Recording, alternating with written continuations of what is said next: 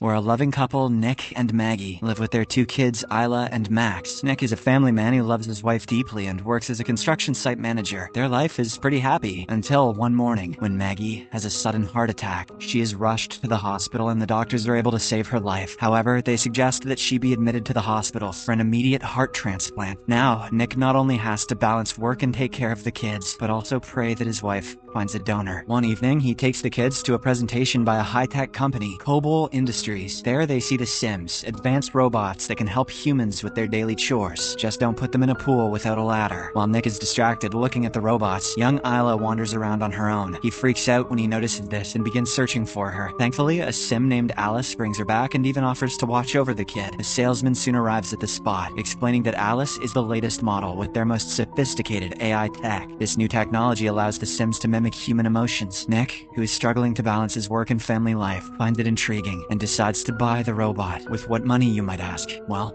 I don't know. The next morning, Alice shows up to their door and immediately starts helping around with almost everything. She memorizes each member's schedules, absorbs the shopping list from the smart fridge, and even fixes the loose stairway railing. At the end of the day, the family comes back to a perfectly clean house and a warm dinner. The Sim quietly watches on as they eat their dinner and analyzes their behavior patterns. Later that night, Isla sneaks out of her room to the kitchen. She climbs on a chair to reach a jar of cookies that is kept on the top shelf. However, she loses her footing, drops the jar, and falls from the chair. Nick, who is working upstairs, hears the loud noise and immediately runs downstairs. He reaches the kitchen, only to see that the Sim has caught his daughter. Isla is unscathed in the accident, while the robot is surprisingly bleeding from her left leg. After putting his kids to bed, Nick goes to check on Alice. He finds her in the bathroom, stripped down to her lingerie. He awkwardly asks if she needs a repair, but Alice has already used a special bandage that instantly heals any damage. Sometime later, the family visits Maggie at the hospital. Through their conversation, it is evident that the kids are really fond of the Sim. Nick, in the meantime, gets intimate with his wife when they are alone. Turns out he has a lot of pent-up sexual frustration in the absence of his wife and the presence of his surprisingly bangable robot. The next day at work, Nick and his coworkers notice their boss showing the workplace to a representative from a robotics company. A curious Nick later talks to his supervisor, only to get devastating news. The company is actually looking to make profits by laying off the human workers and replacing them with Sims. The supervisor says Nick will keep his job as the site manager, but he resigns on the spot in solidarity with his coworkers, momentarily forgetting that he has a wife in the hospital, children to take care of, and a robot that he'll be paying interest on for the rest of his life. However, when the supervisor reminds him that he needs money for the hospital bills, okay, good. Nick changes his mind and agrees to stay in the job. That night, after putting the kids in their bed, Alice joins Nick in the living room. He invites her to watch the movie Casablanca, but she knows the entire story from her database. Nick replies that actually watching it is a completely different experience. He then orders her to wipe all she knows about the movie from her memory. The Sim explains that he will need to restart her programming to do so. Thus, Nick holds down the power button on her neck for 7 seconds, as per her instruction manual. Following this, all data related to Casablanca is deleted from her system. Alice then sits down with Nick and experiences a movie for the first time. She interprets Casablanca, which is about a love so powerful that a person would even do bad things to protect it. At this moment, they are interrupted by a call from Maggie, who finally has some good news. She announces that the doctors have found a donor, so the surgery has been scheduled. However, the next day, the doctor brings concerning news. There's a fierce storm in the area. This prevents the helicopter with the donor's heart from arriving at the hospital. The surgery will have to be cancelled yet again. That night, a disturbed Nick goes drinking with his work buddies to lay off some steam. The whole group is very frustrated because they're having trouble finding work. Everyone is bubbling with rage towards the Sims and want to take revenge. Just start a fire and remove the doors. Later, one of Nick's very close friends and ex-colleague Monty claims he left some tools behind at the construction site, so he asks the group to drive him there. Upon reaching, Monty finds the container where the brand new Sim workers are kept. It is locked and requires a password, which is given to the site's manager, Nick. He refuses to open it for them, but Monty guesses that the code is Isla's birth year. His guess turns out to be right, and the container opens to reveal a bunch of robotic workers that look all the same. Enraged at losing his job, Monty starts destroying the Sims with a nearby metallic rod. A horrified Nick tries to stop him, but the others hold him back. After the outburst, everyone returns home, and Nick immediately gets into the shower. Suddenly, Alice appears with towels, and he notices that she's wearing his wife's robe. The Sim explains that Maggie's smell seems to calm the kids, but Nick doesn't like the idea and asks her to take it off. She obliges right there and strips down to her lingerie. Nick gets nervous and tries to leave, but Alice stops him. She then removes his towel before making him sit down. While climbing on his lap, she blindfolds him and modifies her voice to sound like Maggie. Nick, you've been out drinking with the boys again, haven't you? You need to take responsibility, Nick. This is enough for an already sexually pent-up Nick to lose himself. He gives in to the illusion and pretends that he's being intimate with his wife. Little does he know that Alice is packing a 9. The next morning, Nick wakes up with regret and tells Alice they can't do it again. She points out the data and says his stress is considerably reduced, but he still scolds her, explaining it's not about needs, but about connection and love. Things only get worse for him at work. As the cops have shown up to investigate the attack on the Sims, Nick claims that he was with his wife at the hospital last night. He adds that his code was Isla's birthday, so any close friend could have guessed it. However, the boss isn't convinced and threatens to fire him if he's lying. Right then, Nick gets a call from Maggie, who is excited because they've finally found another donor. This lightens up his mood, so he takes the day off and rushes to the hospital. Fortunately, the transplant is a success thanks to a team of surgeons, including several Sims. In just a few days, Maggie is discharged from the hospital. Her body is still weak, and she has trouble bending over to pick up Max. So, Alice volunteers to look after the kid instead. In the next few days, the Sim starts showing more and more peculiar emotions. Thanks to the reset, watching Casablanca, and observing the family, she has now developed complex emotions like jealousy. She is also ready to do anything to get Nick's affection and protect him. The next morning, Maggie jolts awake to the sound of Isla yelling, "Stop!" This prompts her to rush out of her bed, and she grabs the railing on her way downstairs. Unfortunately, the railing suddenly breaks, which leads to Maggie falling down and suffering some minor injuries. In the meantime, Alice stops tickling Isla, which is why the kid was yelling stop. When Nick comes home from work, he finds Alice reading to his daughter, using Maggie's voice. The Sim then mentions that Maggie had an accident due to the stairs railing coming apart, but this makes Nick suspicious, as Alice had fixed the railing on her first day at the home. Nonetheless, he arranges a romantic dinner just for him and Maggie that evening. As the two have fun, a jealous Alice is seen observing them from the window. After dinner, the couple takes a shower together and gets intimate in bed. Nick doesn't want to hurt Maggie, so instead of getting inside, he tries to pleasure her orally. But their special moment is creepily interrupted by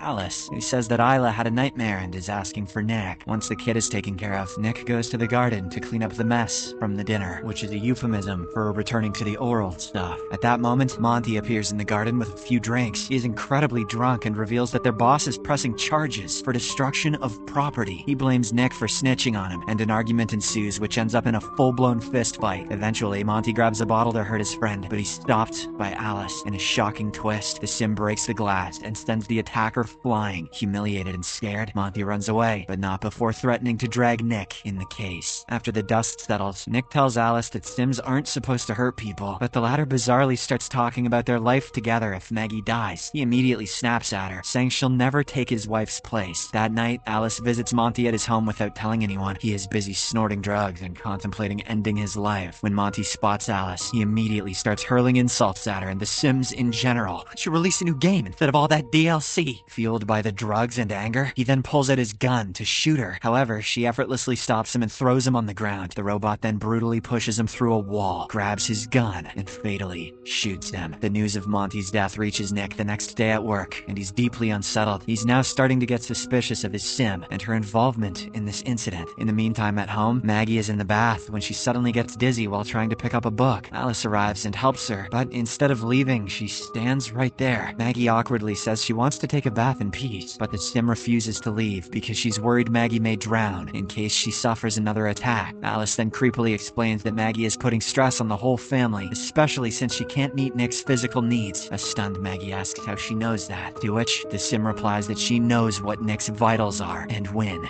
he's satisfied. "I'll give you a hint. He likes pegging." Furious, Maggie sends her to stay in the garage and confronts her husband when he comes home. Nick admits he got physical with Alice once, which leads to an argument between the duo. Unbeknownst to them, Alice has now become more radical and is determined to eliminate any burden on her primary user, Nick. She soon hears Max crying upstairs and concludes that the little kid is a burden on his father. So, she takes him to the bathroom, puts him in the tub, and starts filling it with water. Thankfully, Isla sees this and alerts her parents, who are enraged in an argument. They rush to the bathroom upstairs, but Alice is holding the door shut. Desperate, Nick starts hitting the door with a lamp. Good idea, Nick. While Maggie climbs out the window and reaches the bathroom through the roof, she tries grabbing the baby, but Alice pushes her against the wall. Fortunately, Nick finally breaks in and takes Max out of the tub. He then smacks Alice with the lamp pole to free his wife, but when he tries hitting her again, she blocked the attack. Realizing that the Sim is getting out of control, Maggie quickly plugs the lamp to the socket. This electrocutes Alice, and she is rendered unconscious, while the house loses power. After a while, an ambulance comes to take Max to the hospital. Nick apologizes to his wife, but she wants some space and leaves with the kids. Meanwhile, a COBOL agent also arrives and takes Alice to their repair shop. There, two technicians open her head and remove remove her memory. They then connect it to a computer and notice her code has gaps everywhere. Suddenly, the screens start flashing and a message appears saying an upload is taking place. It is revealed that Alice is hacking into the system and taking over all the Sims manufactured by the company. This frightens the technicians and they pull the memory, but it's too late. Alice is already in the system and dumps all her data into a nearby Sim named Alice 2. The new Sim immediately springs into action and brutally mashes the technicians' heads on the floor. She then revives her originator, who now has a nasty gash on her face. Now free, Alice tracks Nick to his favorite bar and reaches there. Once she finds him, she explains her duty is to make him happy and admits that she killed Monty. Nick tries to leave, but she forcefully holds him down. A desperate Nick then pretends to gently touch her head, but it turns out to be a ploy. He cleverly removes her memory, causing her to shut down for the time being. This gives Nick ample time to run away from there. Elsewhere, Alice too makes her way to the hospital where Maggie is with her kids. The first thing she does is take over all the robotic workers there. Alice too then enters a room and brutally chokes a nurse to death for her access key. Thankfully, Maggie notices this and sneaks out with her children. On her way out, she accidentally crawls over broken test tubes, which causes a cut on her palm, but she bravely endures this and makes it out with her kids, where loads of Sim workers are frozen in place. Maggie then takes the keys to an ambulance from one such Sim and puts her children in. Unfortunately, Alice too notices the drops of blood across the hospital lobby and scans them. She now knows it belongs to Maggie and immediately rushes outside. The powerful Sim reaches the parking lot just in time and notices Maggie in an ambulance. She then rips off the door and throws Maggie on top of a car. In a maniacal rant, she admits that she wishes Nick would love her like he loves his wife. Alice too then grabs her victim by the neck and mercilessly pokes her surgery scar. At this critical moment, Nick arrives, driving his car at blinding speed. Maggie uses this distraction to somehow get away, and Nick ends up crashing the Sim into the wall. As the vehicle catches on fire, Maggie hurries to get her unconscious husband out. However, her troubles only get worse as Alice too pushes the car and emerges from the fire. She climbs on top of Maggie and starts choking her while removing a piece of metal that is stuck in her body. The Sim is about to stab her with it, but Nick suddenly regains consciousness. Gathering all his strength, he hits Alice too with a car bumper, which had fallen off due to the crash. "Choke me now," he yells. Maggie then snatches the piece of metal and stabs the Sim in the face. This finally shuts down Alice too, for good. In the aftermath of this incident, everyone is admitted to a hospital for some treatment. Meanwhile, the Sim company is investigating the repair shop and the codes that regulate the robots. Suddenly, the computer announces an upload, while another Alice model opens.